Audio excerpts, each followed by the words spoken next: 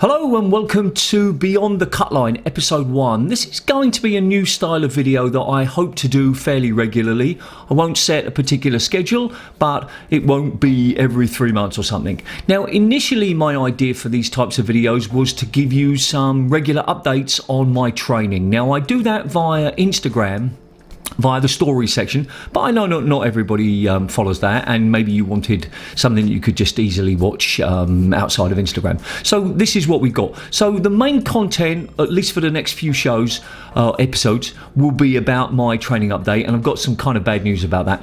But anyway, we'll get onto that in a moment. Now, they will be very freeform in the sense that they won't be rehearsed, and I'm maybe going to ramble a little bit, but that's what I'm like. So sorry about that. The content will not be about coaching or tips or anything. It's just going to be mostly about my training updates, but also about things that I found on the internet, possible future videos I'll be making, things like that.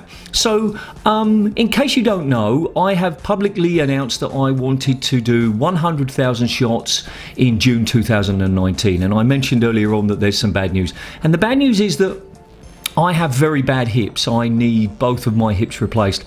And a couple of weeks ago, I had a training session with Alberto and my training partner. And since then, my left hip has really been hurting. Now, I'm going to show you my training schedule in a moment. We're going to switch views. And I set myself over the Easter period a 10-day training challenge. And today is the 7th day, 8, 9, yeah, today's the 7th day, and I'm not doing anymore because I really need to feel as though I need to give my hips a rest. I'm not definitely saying that I can't do the 100-shot challenge, but it's not looking good at the moment. So I'm going to keep working hard. I'm going to rest for at least 3 or 4 days, maybe a week, and then we'll see after that. So that's it. So the 100,000 shot challenge, the idea was to hit 3,333 shots every day for 30 days, and then one of those days would have to be 3,334. And that would take me I estimated about 90 minutes every day, and I thought, yeah, that's really going to be good. And I'm doing this because I no longer play competitive squash. With my hips, I cannot do anything. And more than about once every 10 days, just hitting the ball to the back with a partner puts me in too much pain. So I needed a challenge, and this is what I chose. And now, I'm not suggesting that you do it, and I'm not suggesting that people should be so intensely crazy and do these types of challenges, but I am hoping that this challenge encourages you to think about a personal challenge that would be difficult for you, not impossible but difficult, and it makes you work hard. So that's the basis of the challenge. So one of the things that I did was I went out and bought one of these drinks things. Now, I have to admit, I'm not really a big fan of that type of sports nutrition. I freely admit I'm not an expert about any nutrition, especially sports nutrition. But because I was jumping from 2 or 3 sessions a week, solo practice, to 30 consecutive days, I knew that I was going to be putting a lot of stress on my body. So my idea here was that although it might contain quite a lot of sugar, there might be other things that would be useful for it. So I've been experimenting with that, and I have to admit I enjoy it. It does seem good afterwards. I've got no empirical evidence for that. It's just how I feel afterwards. So I'm curious to know about your drinking regime. I'm going to get some of those energy sports bars as well, because as soon as I finished, I need to eat, because 90 minutes of fairly intensive exercise non-stop for a person my age, remember, I mean, I'm not 20 anymore. I'm 55 this year, and I know some people are super fit at 55, but I'm not.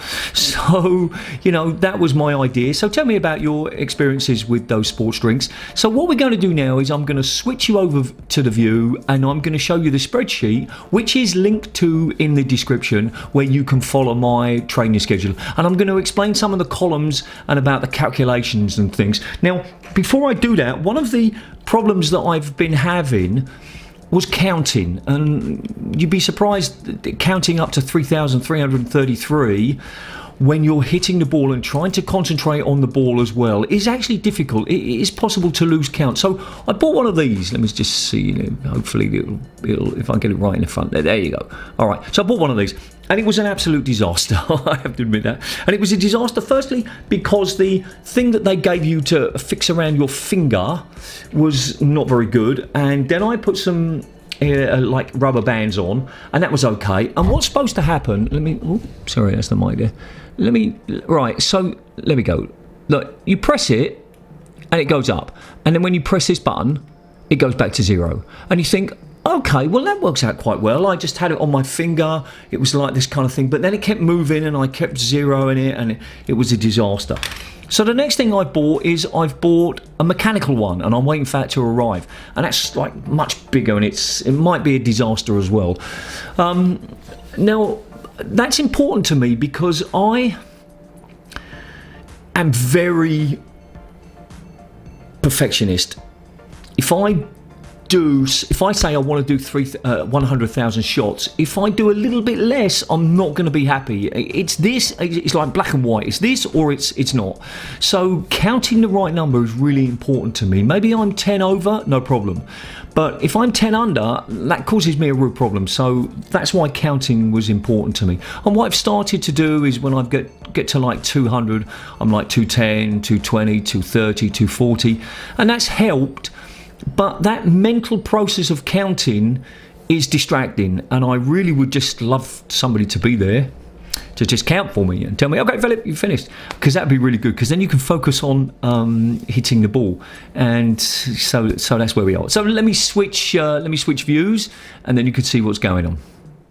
Okay, so this is my 100k side-to-side shot challenge training diary. You can see the sort of thing up here. And as I said, there's a link to this in the text description. So we obviously got the date, and these are the dates that I started recording. I wish I'd done this months ago, but I didn't. So you can see the numbers here, and then I got the time that I took, and that took me a while to get that working in that column. I'm not really an expert on Excel. And then we got the maximum heart rate, and then we got the average heart rate. The racket that I used, as you can see, most of the time I've been using the hit rackets. Yesterday, well, depends when I release this video, but on Sunday, I used my regular Dunlop Ultra 140, which is pretty old. Now, this is the ball, and you can see here that the asterisk denotes that it's a brand new ball. So I used a brand new ball here, and I'll be keeping a note of how long the balls last, you know, how often they break. Then the number of mistakes, and you can see here I've got a comment that basically says there's something really weird about that ball because I made so many mistakes. And then you can see that I make some mistakes here, and then on Saturday didn't make any mistakes. I have done a 3,333 with no mistakes. It might have been this one, I don't really know, because I did ones before, but I have done it. Now, the distance. Now, basically the distance is very simple. It's B12, which is this, the number of shots I do, times 6.4. That's the width of a squash ball, 6.4 meters. So that's the distance in meters that I hit the ball.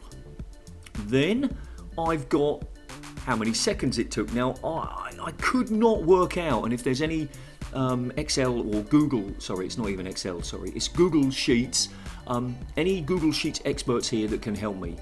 What I had to do is, this is formatted for time, and there was no way that I could seem to extract easily the number of seconds. So what I had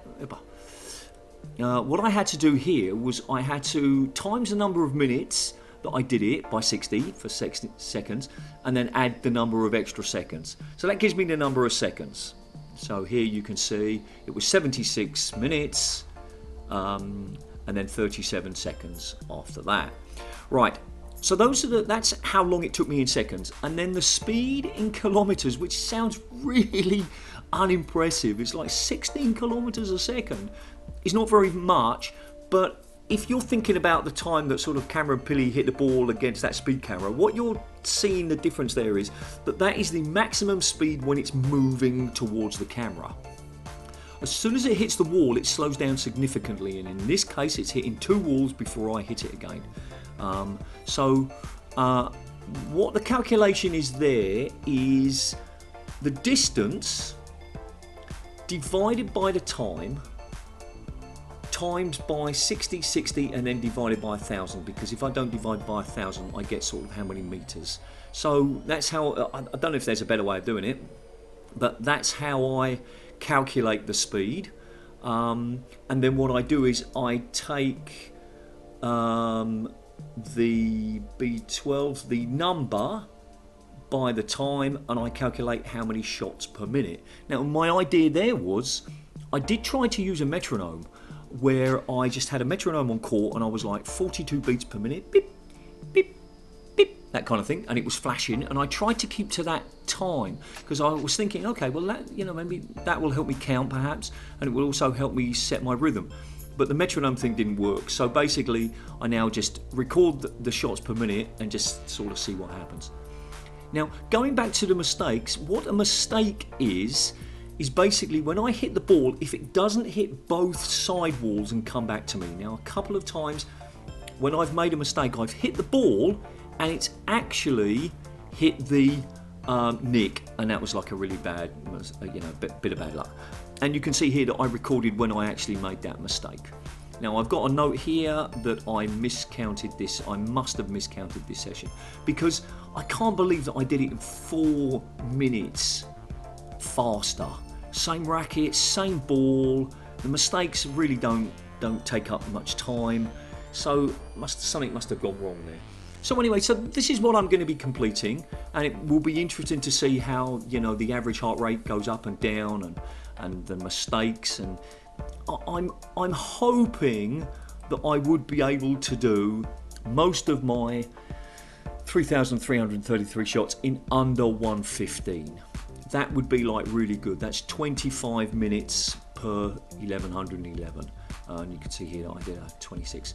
So that's how I'm going to record it. I did think about some other things like my weight at the end of each week, some other things like that, but I think this will be quite interesting to see what we got. So, but if you've got any suggestions, just let me know. So that's the sheet. Link to it is in the text description. The next thing I'd like to talk about is upcoming reviews. Now, you've probably seen that I've already had one hit Rackets, and it's kind of the one in the background there. And I've got another one coming in another couple of weeks. And I've been contacting lots of other manufacturers. And while we're talking about that, it's quite interesting the kind of responses that you get. I've had one manufacturer, I won't say who politely declined. And I was really happy with that. They said, look, thanks very much.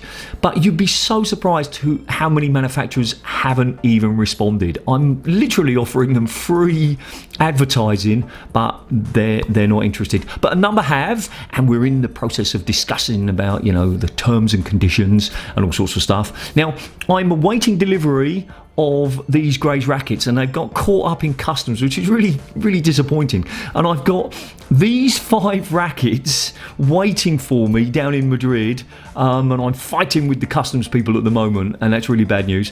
And I'm really worried that they're not actually going to get here, but I hope they are. And they're coming from the Norwegian distributor, which you can sort of see here. And Gray's is a very well-known name, or at least for people in the UK. They're not so well-known anymore, and they're mainly in Australia now, and a little bit in Norway, as I mentioned. So what we got going here, we got these rackets, and don't worry about the prices because that's like, we don't know anything about Krona. So, well, I don't anyway. Maybe you do, but I don't.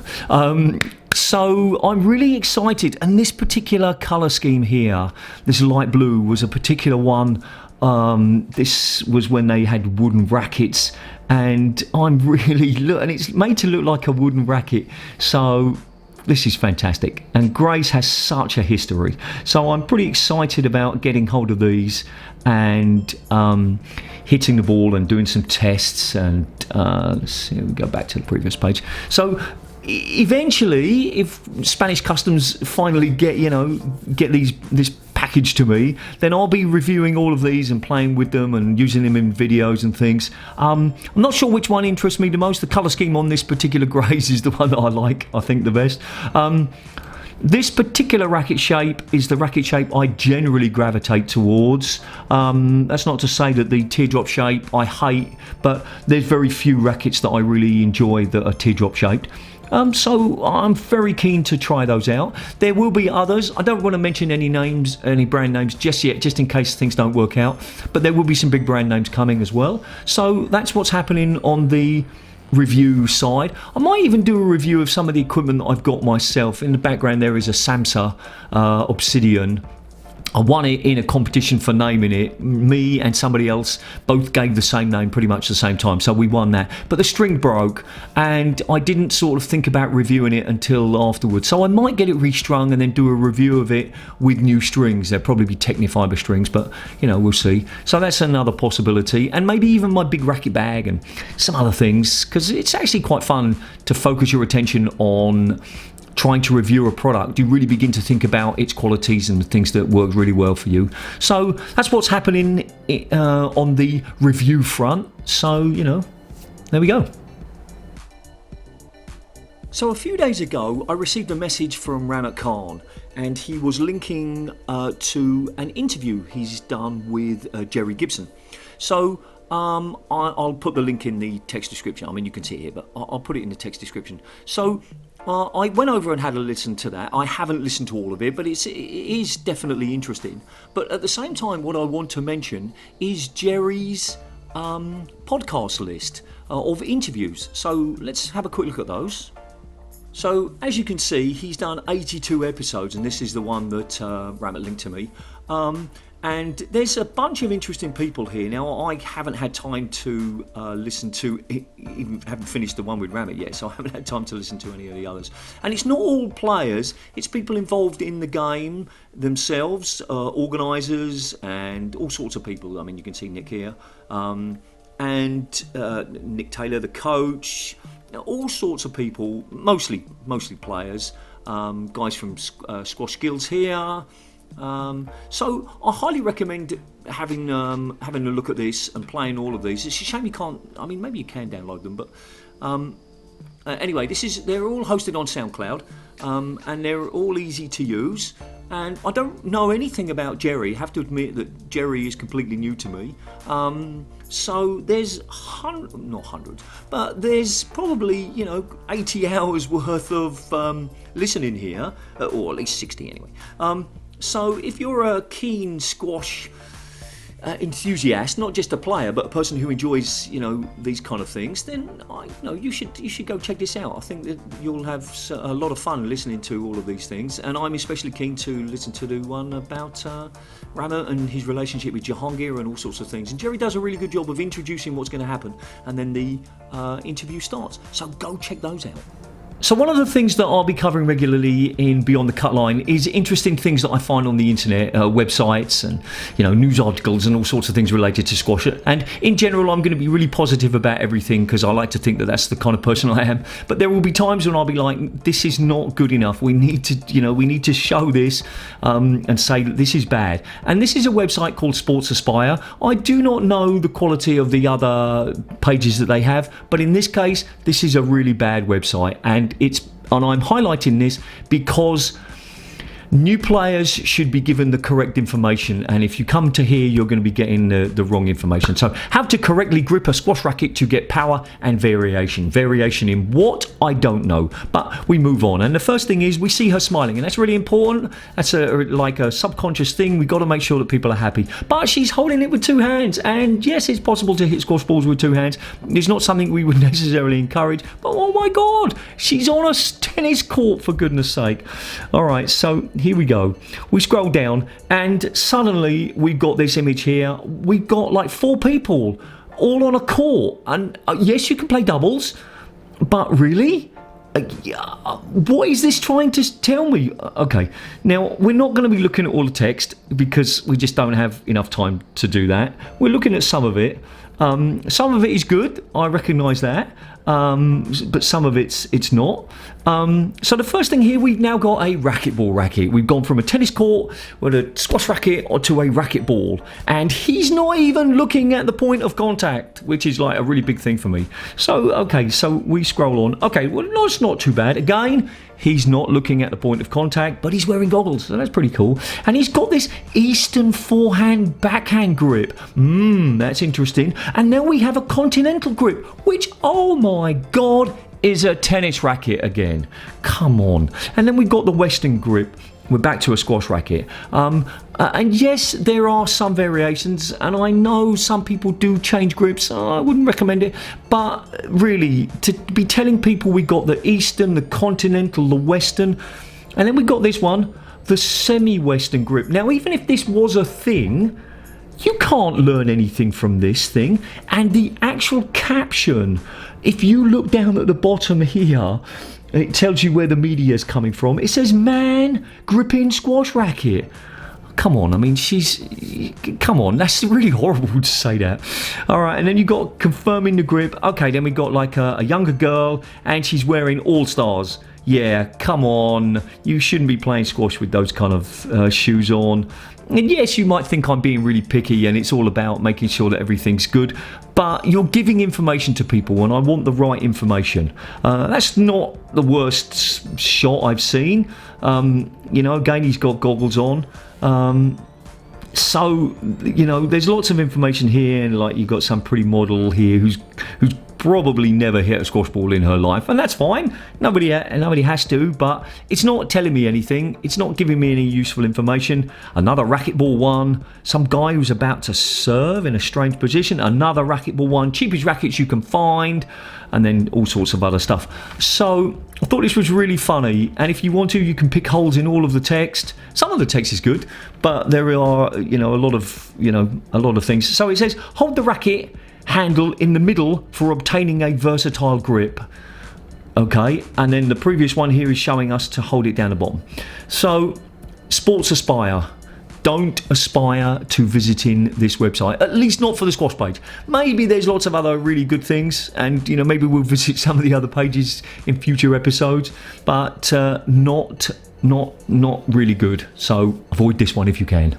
Next up is eBay. eBay is quite funny for some of the things that you can buy for squash, and we'll be covering those things in future episodes. I bought 3 rackets recently, and I'm not going to get them until July, maybe July. And I bought a wooden racket and a graphite racket, and it's going to be so much fun. Anyway, I'm excited. Maybe you're not.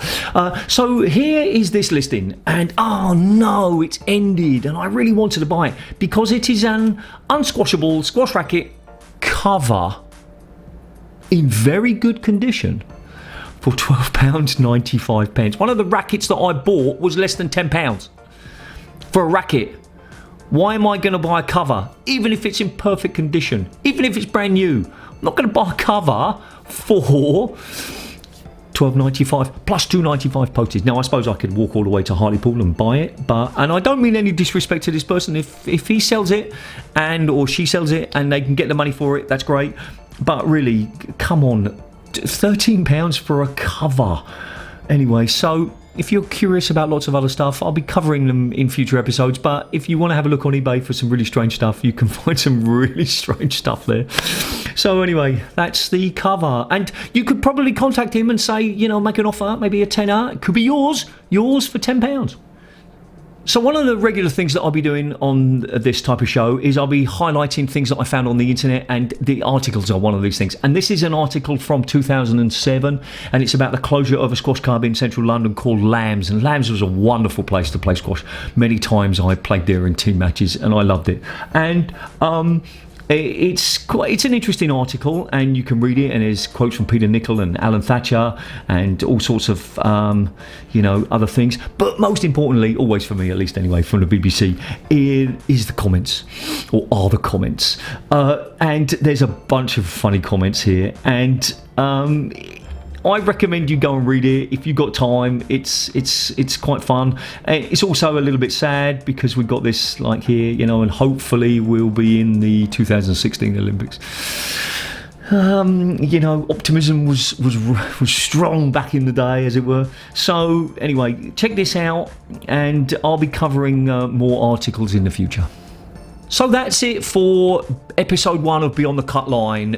Future episodes will have lots of the same type of content, things from eBay that I found, articles from the BBC, other types of articles, and even YouTube channels. Now, probably not squash YouTube channels, because I don't watch other squash YouTube channels, mainly because I don't want to be accused of stealing somebody else's ideas. I'm sure there's fantastic squash channels out there, and I'm sure I could learn a lot from them. But as I said, I don't want to be accused of stealing anybody's ideas, so I don't don't watch those squash channels. But there's lots of other channels that are interesting for squash players. And next week I have a doozy, which is a slang word for something that's really cool. And I'll hopefully be having an interview with Danny Lee about a squash racket called the Shark. And we'll be looking at a channel where I found this.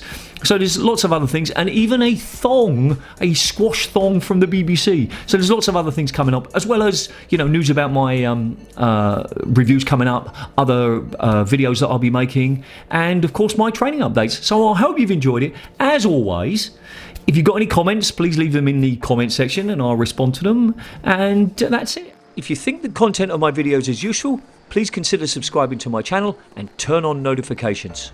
This is a playlist of the technical aspects of squash, which probably interests you if you've watched this video. This is a video that YouTube thinks is a really good fit for you. Thanks for watching, and remember, do something every single day to improve your squash. See ya!